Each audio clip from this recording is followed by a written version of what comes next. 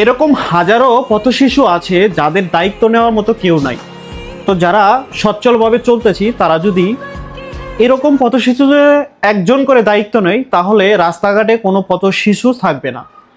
So এই শিশুটার যেরকম দায়িত্ব একটা প্রভাবশালী লোক নিয়েছে, সো সবার দায়িত্ব সবার নিজ নিজ জায়গা থেকে একজন করে মানুষের যদি দায়িত্ব নিতে পারি, যারা স্বাবলম্বী আছে, ভালো একটা পজিশনে আছে এই সমাজে, তাদের উদ্দেশ্য করে এই ভিডিওটা বানাইতেছি।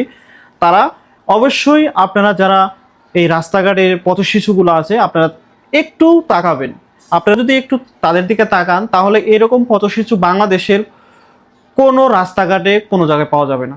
সো অনেকেই ভালোভাবে চলতেছেন। আপনার হয়তো একটা কফির বিল দিয়ে একটা পথ শিশুর 1 মাস 6 মাসের চলার রাস্তা হয়ে যাবে।